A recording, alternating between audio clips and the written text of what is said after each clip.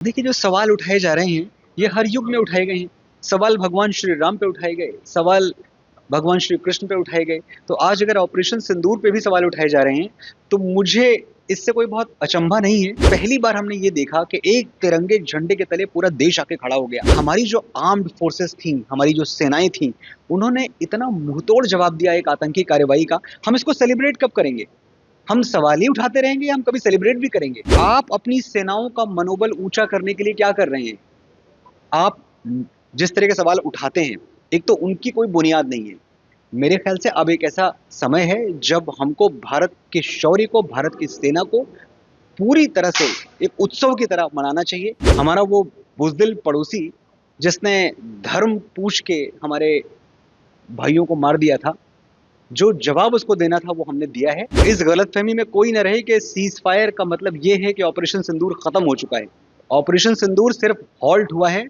मुझे तो पूरी संभावना इस बात की लगती है कि अगर पाकिस्तान अपनी कायरता से, अपनी बुज़दिली से बाज नहीं आया, तो हो सकता है पाकिस्तान के खत्म होने के बाद ही ऑपरेशन सिंदूर खत्म हो। तो मुझे हंसी इस बात पे आ रही है कि जब सबको भेजा गया, जब सब पार्टियों से राय मशवरा करके और हमने कुछ डेलीगेट्स चुने जो जाके हमारा पक्ष इंटरनेशनल फोरम पे रखेंगे, तो इसमें शिकायत मैं ढूंढ नहीं पा रहा हूं। मैं भी समझना चाहता हूं कि शिकायत हो मुझे, पर मुझे हो नहीं रही है शिकायत। किसी को क्यों शिकायत है? हमारे प्रधानमंत्री जी ने इसका खंडन स्पष्ट शब्दों में कर दिया है और मुझे लगता है उसके बाद किसी शंका की, किसी संदेह की कोई गुंजाइश नहीं बचती है। जो सीज फायर हुआ है, ये पाकिस्तान की सेना और भारत की सेना के बीच की बात है। इसमें ट्रंप या किसी भी तीसरी ताकत का कोई रोल, कोई भूमिका मैं नहीं। जो मोदी जी कहते हैं, जो प्रधानमंत्री का वक्तव्य है, पूरे देश को उसके साथ उस पर सामंजस्य रखना चाहिए और उस पर विश्वास रखना चाहिए। देखिए, जो सवाल उठाए जा रहे हैं, ये हर युग में उठाए गए हैं।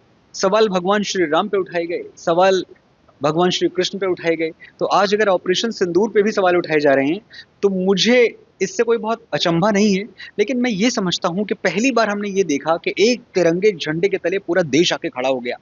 और हमारी जो आर्म्ड फोर्सेस थी, हमारी जो सेनाएं थी, उन्होंने इतना मुंहतोड़ जवाब दिया एक आतंकी कार्रवाई का। हम इसको सेलिब्रेट कब करेंगे?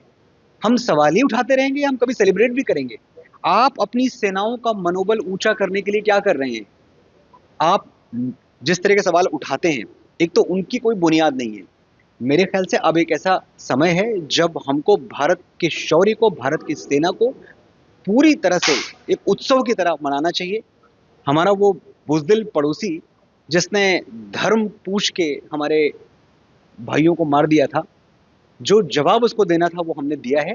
और एक बात मैं आपको और बता दूं, इस गलतफहमी में कोई न रहे कि सीज फायर का मतलब ये है कि ऑपरेशन सिंदूर खत्म हो चुका है। ऑपरेशन सिंदूर सिर्फ हॉल्ट हुआ है।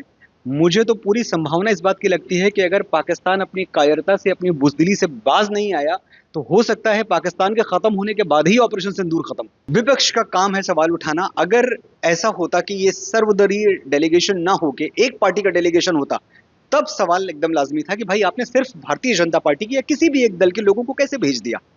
देश में और भी आवाजें हैं, और भी इंटेलेक्चुअल्स हैं।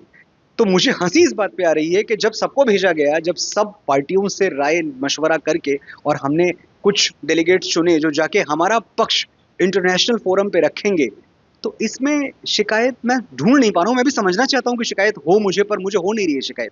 किसी को क्यों शिकायत है? हमारे प्रधानमंत्री जी ने इसका खंडन स्पष्ट शब्दों में कर दिया है और मुझे लगता है उसके बाद किसी शंका की, किसी संदेह की कोई गुंजाइश नहीं बचती है। जो सीज फायर हुआ है, ये पाकिस्तान की सेना और भारत की सेना के बीच की बात है। इसमें ट्रंप या किसी भी तीसरी ताकत का कोई रोल, कोई भूमिका मैं नहीं देखता। स्पेशली शिमला समझौते के बाद तो ये तय हुआ था कि कोई तीसरी शक्ति इसमें इन्वॉल्व होगी ही नहीं। तो भारत तो अपने हर समझौते के साथ, अपने हर शब्द के साथ अडिग खड़ा रहा है। तो मैं ये मानने से पूरी तरह इनकार करता हूं कि भारत ने ट्रंप को या किसी के लिए भी वो विंडो खोली होगी कि आप आए हमारे बीच में सुलह कराएं। हम तो हमेशा से इस बात के खिलाफ थे कि जो कश्मीर है वो मुद्दा भारत का आंतरिक मुद्दा है, इसको हम इंटरनेशनल मुद्दा मानते ही नहीं है।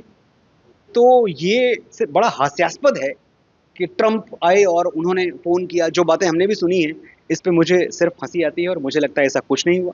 जो मोदी जी कहते हैं, जो प्रधानमंत्री का वक्तव्य है, पूरे देश को उसके साथ उस पर सामंजस्य रखना चाहिए और उस पर विश्वास रखना चाहिए।